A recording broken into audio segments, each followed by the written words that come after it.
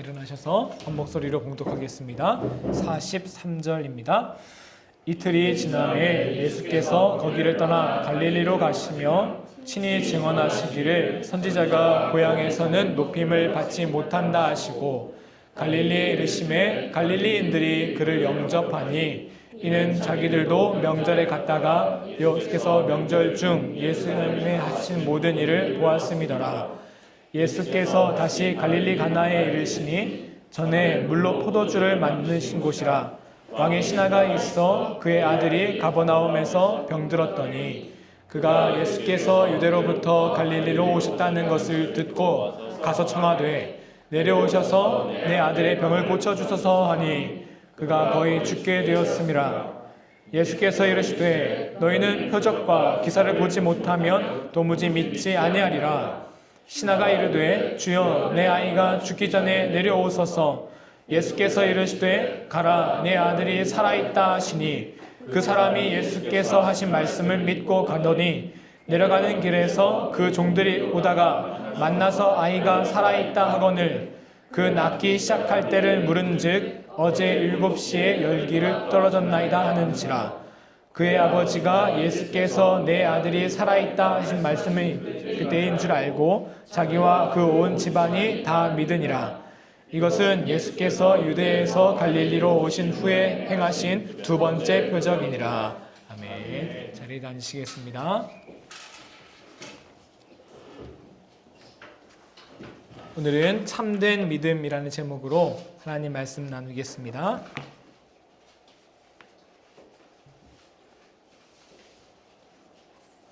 오늘 성경 본문의 내용은 간단합니다. 왕의 신하라는 사람이 예수님께 찾아왔어요. 자기 아들이 병들었었거든요. 예수님께서는 그 왕의 신하라는 사람의 아들의 병을 고쳐주시는 기적 이야기입니다. 그런데 오늘 본문 마지막 한번 볼게요. 요한복음 4장 54절이요. 한번 읽어주시겠습니까? 함께요. 이것은 예수께서 유대에서 갈릴리로 오신 후에 행하신 두 번째 표적이라. 이 일은 두 번째 표적이다. 첫 번째 표적 혹시 기억하세요? 맞습니다. 가나에서 물이 변해 포도주가 된 표적이었죠. 우리가 거기서 배웠어요. 표적이라는 단어는 기적과 전혀 다른 단어라고. 비슷하게 보이지만 기적은 미라클, 표적은 사인이었죠. 그렇습니다. 그 기적, 현상 자체가 아니라 현상이 가리키는 것, 의미하는 메시지를 우리가 집중해 보면 되겠습니다. 그러니 예수님께서 오늘 왕의 신하의 아들을 고쳐주셨는데 그 기적이 무엇을 의미하는가를 우리가 보면 되겠죠? 찬찬히 살펴보겠습니다. 이야기의 순서는 예수님께서 우물가의 여인을 만나신 후에 그 다음 장면입니다. 예수님께서 사마리아를 가셨는데 사마리아를 가셨던 그 목적이 뭐였죠? 원래 유대에서 저기 제일 북쪽 끝 갈릴리로 가시기 위해서 사마리아를 거쳐 가셨던 거죠. 그래서 목적지인 갈릴리로 가셨습니다. 예수님의 고향이죠. 그곳에서 예수님을 맞이하는 사람들이 있었는데요. 어떻게 예수님을 맞이했을까? 그들의 반응은 어땠을까? 한번 45절을 한번 보겠습니다. 갈릴리의 시작.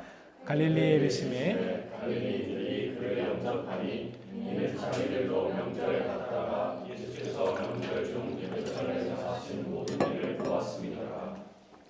자, 영접했다고 해요. 일단은 긍정적으로 보이네요. 그런데 45절 앞에 예수님께서 갈릴리에 이르시기 전에 44절에 보면 예수님이 그에 대한 미리 언지를 한번 주시거든요. 갈릴리에선 이럴 거다. 한번 읽어볼게요. 44절 시작.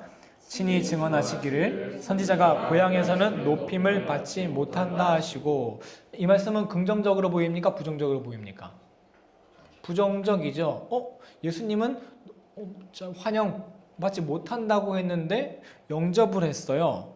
이게 안 맞죠? 예수님께서 괜히 제자들 앞에서 가서 환영 못 받으면 체면국이니까 혹시 밑밥을 좀 까신 거 아닐까? 야, 원래 가서 고향 가면 원래 대접 못 받는 거야 했는데 대접 못 받으면 본전이고 영접 받으면 좋으니까 뭐 그럴 일은 없을 거예요. 그렇죠? 예수님은 영접 받으셨는데 왜 44절에서 이런 부정적인 말씀을 하셨던 것일까요?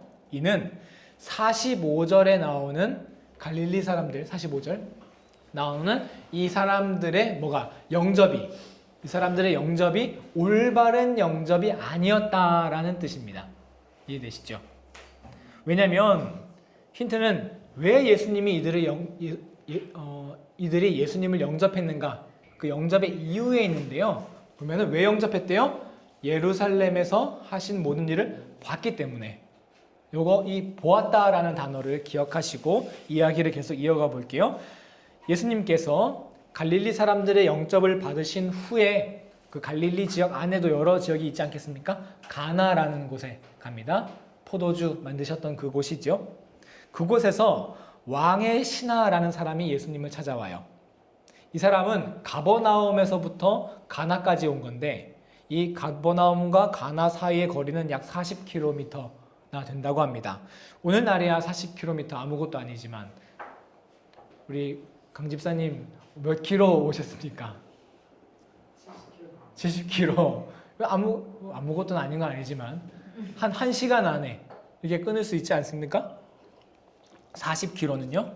하지만 당신은 여건, 길, 그리고 이게 오르막길이었던 것 같아요.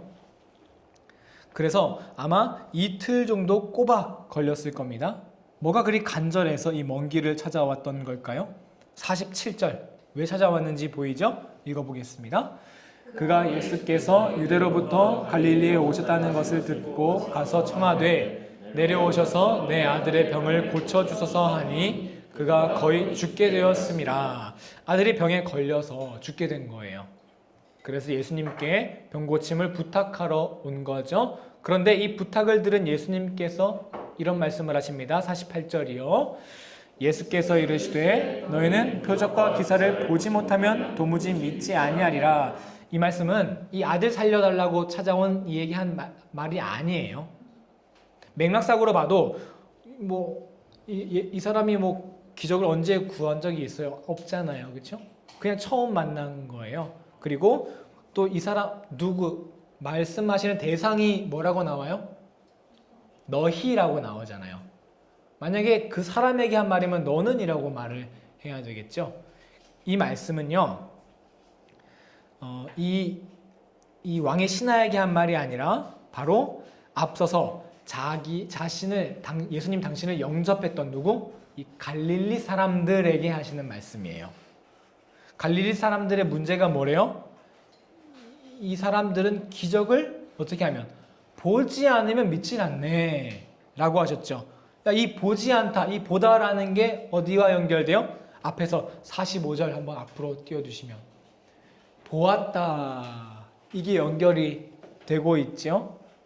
이제 왜 예수님께서 이 갈릴리 사람들이 나와서 예수님을 영접했음에도 그들을 부정적으로 묘사하셨는지 알 수 있어요. 왜? 그들이 왜 예수님을 영접했으니까? 기적을 받기 때문에.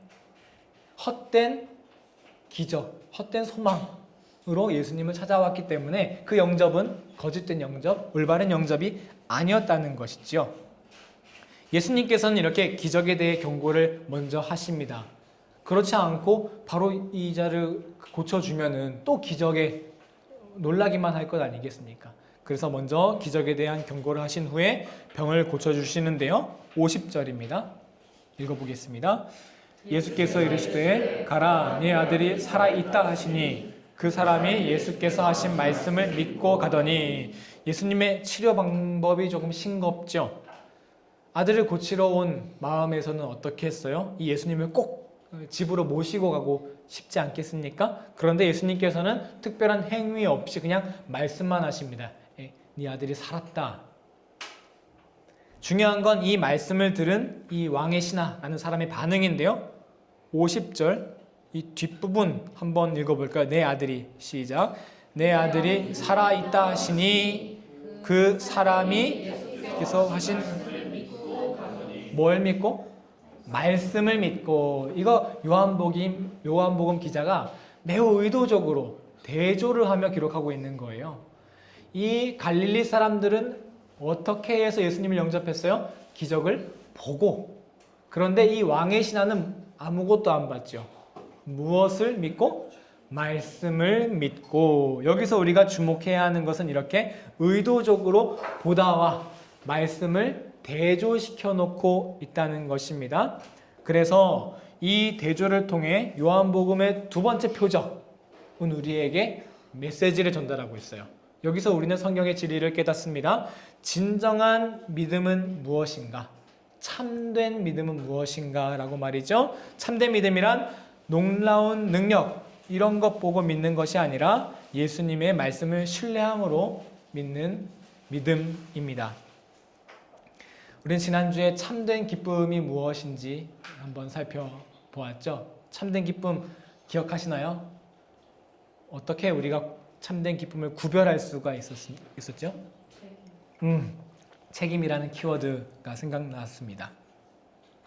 오늘은 참된 믿음이 무엇인지 좀 구별했으면 좋겠어요. 왜냐하면 우리가 이 믿음이 기적을 보고 믿는 것이 참된 믿음이 아니라 하나님의 예수님의 말씀을 믿는 것이다 라는 이것은 너무나 우리가 잘 알고 있는 거예요. 한 가지 당부드리고 싶은 점이 있는데요. 이 말씀을 그러니까 보지 않고 보고 믿는 게 아니라 보지 않고 예수님의 보지 않아도 예수 말씀을 믿어야 돼 라는 이 말씀을 이런 식으로 받아들이시면 안 돼요. 어떤 식? 이해되지 않아도 그냥 무조건 아멘 하고 믿는 것이 좋은 믿음이다. 이런 식으로 받아들이면 안 됩니다. 제가 왜 이런 말씀 드리냐면 제가 그렇게 받아들이고 있더라고요. 무슨 말씀이냐? 제가 설교를 준비하면서 해당 본문을 사용한 다른 여러 설교를 막 들어봤어요. 보통 이렇게 설교가 끝나더라고요. 여러분, 보지 않고 말씀을 믿으십시오. 이렇게. 이게 맞는 말씀이에요. 틀린 설교가 아니에요. 그런데 우리가 생산업자, 소비자만 있으면 문제가 없는데 중간에 항상 뭐가 껴있어서 유통업체가 껴있어서 문제인 거잖아요. 그런 것처럼 말씀도 올바른 해석이고 틀린 해석이 아니고 우리 받는 우리도 문제가 없지만 전달 과정에서 이게 뭔가 우리의 고정관념도 있고 그동안 많이 들어왔던 어떤 편견도 있고 뭐 익숙한 말씀도 있다 보니까 이 말씀을 어떻게 받아들이냐? 의심 없이 그냥 아멘하고 믿어 라고 받아들이게 되더라고요. 저도 말이죠. 그런데 목사 말이면 무조건 순종해라. 납득되지 않아도 교회 가르침을 의심하지 말고 믿어라. 이렇게 받아들여서는 안 된다는 거예요. 우리는 이 말씀을 통해 앞으로 뭘 할 거냐면 그러면 말씀을 믿는 믿음이란 무엇인가? 이걸 우리가 구별해 내야 합니다. 우리는 오늘 성경 말씀을 보고 참된 믿음이 뭔지 너머를 봤으면 좋겠어요. 단지 맹목적으로 믿는 믿음이 아니라면 그것이 무엇인지 어떻게 헛된 기적을 추구하는 믿음과 보지 않고도 하나님 말씀을 믿는 믿음을 구별해낼 수 있는지 말이죠. 여러분 어떻게 참된 믿음을 구별해내십니까? 지난주에 참된 기쁨은 책임을 통해 구별해내지 않았습니까? 우리 한국교회에는 어떤 성향이 있냐면 참된 믿음을 어떤 식으로 구별하냐면 열정으로 많이 구별을 해요. 저 사람이 교회에서 열정적으로 막 헌신하면 저 사람이 갖고 있는 믿음은 참된 믿음으로 평가받는 경우가 많죠. 그리고 여러분 교회 이렇게 큰 교회에 있다 보시면은 꼭 한 명씩 앞에서 아멘 하고 크게 하시는 분 있거든요. 그러니까 뭔가 열정적으로 어떤 말씀에 대해서 아멘 하고 응답하면 그게 열정이라는 거예요. 또 뭔가 잘 이해되지 않아도 믿을 때 또 그것도 굉장히 참된 믿음으로 보여요. 그래서 여러분 간혹 가다 보면 목사들이 설교할 때 참 동의가 안 되는 말 할 때 종종 있거든요. 그런데도 이제 아멘을 강요하시는 분들이 있어요. 아멘 안 해? 이러면서. 그러면은 이게 잘 아멘이 안 올라오잖아요. 그런데 참 아멘 안 하기도 어렵고 할 때 어떻게 합니까? 여러분, 제가 편법이 있는데, 그러면은 이렇게 하시면 돼요. 아멘 하면 이게 안 올라오니까 맨 하면은 좀 편해요. 그렇게 한 경우가 좀 많았거든요. 아멘이십니까? 맨 이렇게 하면은 조금 마음이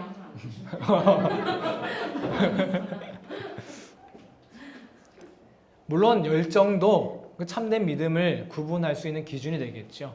하지만 무작정 그런 식으로 할 경우 맹목적인 믿음, 잘못된 믿음에 이르게 된다는 것입니다. 그러면 어떻게 우리는 참된 믿음을 구분할 수 있을까요? 이 이야기의 핵심 구조는 대조라고 했죠.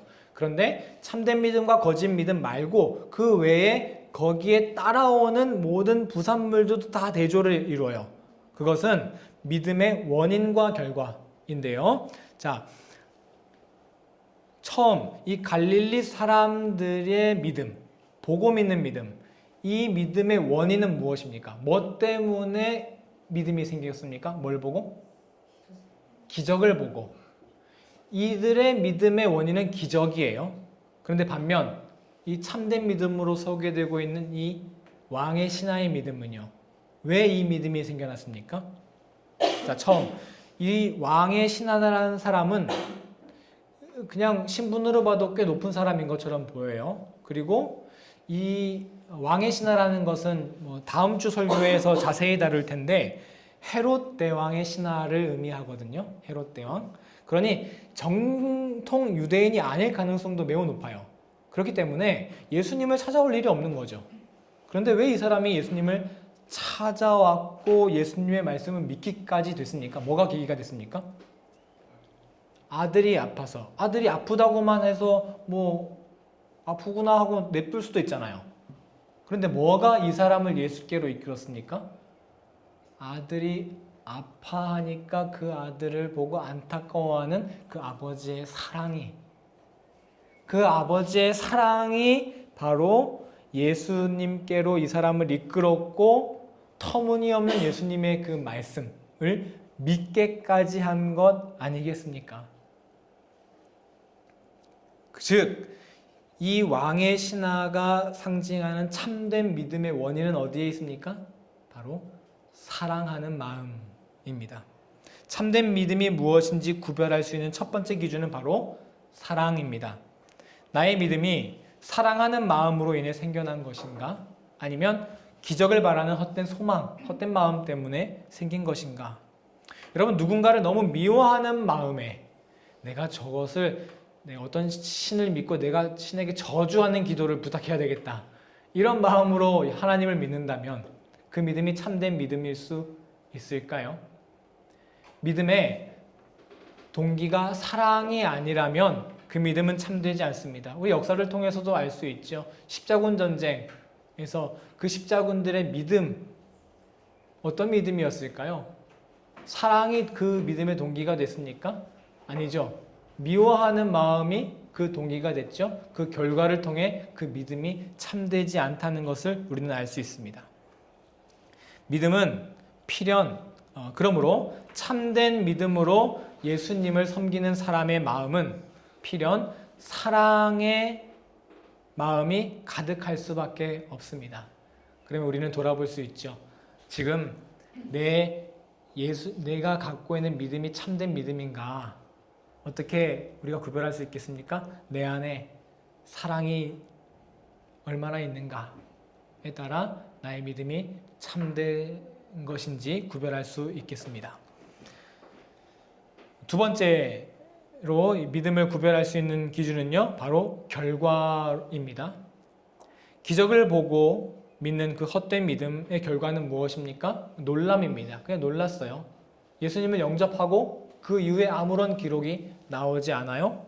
그런데 이 왕의 신하의 믿음은요, 어떤 결과를 맺었습니까? 한번 25절 다시 한번 볼까요? 50절. 그 말씀을 믿고 그 결과가 어때요? 가더니.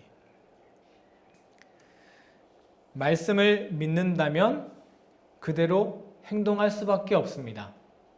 여러분, 제가 미래에서 왔거든요.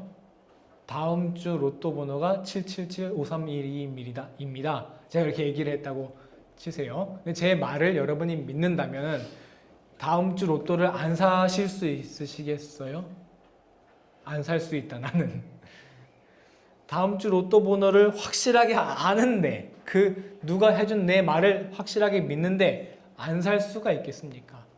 말씀을 믿는다는 것은 자연스럽게 그 결과로 행동이 따라오게 된다는 것입니다. 그러므로 참된 믿음을 구별하는 두 번째 기준은요, 우리 삶의 태도와 행동입니다. 내 삶의 태도와 행동에서 말씀으로 인한 것이 얼마나 나오는가. 그것이 바로 믿음입니다. 내 안에 예수님은 사랑을 말씀하셨는데 내 삶에 사랑이 없고 믿음이 없다면 그 믿음이, 예수님에 대한 믿음이 진실하지 않다고 할 수 있겠죠. 마지막 세 번째 기준은요, 4장 53절에 나와 있는데요. 한번 읽어주시겠습니까? 시작. 그의 아버지가 예수께서 내 아들이 살아있다 말씀하신 그때인 줄 알고 자기와 그 온 집안이 다 믿으리라. 이게 참 재밌는데요. 이 왕의 신하만 예수님을 믿은 것이 아니라 왕의 신하의 가족들까지 예수님을 다 믿었죠. 이런 형태는요, 앞에 사마리아 여인과 우물가의 여인과의 만남도 똑같은 이런 구조예요. 40절 한번 볼게요. 40절, 41절까지 읽어보겠습니다.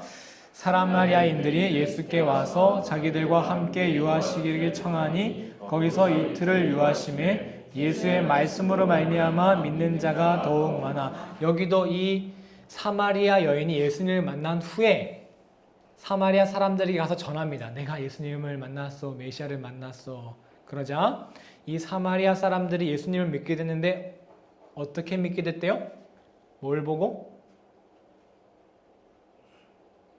여기 있죠? 예수의 말씀으로. 그 얘기는 뭐예요? 지금 이 사마리아인들의 믿음이 참된 믿음이라는 거죠. 결국 똑같은 구조예요. 우물가의 여인이 혼자 믿어서 공동체로 퍼져요. 왕의 신하의 믿음이 개인에게 머물지 않고 가족에게 퍼져요. 참된 믿음을 구별하는 세 번째 기준입니다. 참된 믿음은 주변의 생명을 살립니다.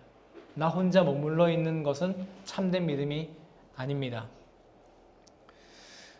그래서 이렇게 정리해 볼 수 있는데요. 이제 표를 하나. 중간이 이제 믿음이에요. 보고 믿는 믿음, 잘못된 믿음이죠. 말씀을 믿는 믿음, 이 참된 믿음이죠. 그 원인은 기적이에요. 그 결과는 놀람이에요. 하지만 말씀에 믿는 믿음은 우리가 사랑으로 인한 것이고 그 결과로 반드시 행동이 따라오며 그 믿음은 반드시 공동체를 살린다는 것입니다. 우리가 참된 기쁨에 이어서 참된 믿음의 구별에 대해서 알아봤는데요. 요한복음은 여기에서 멈추지 않고 더욱더 영적인 것을 나눕니다. 여기까지 한다면 그냥 표면적인 설교 성경이에요.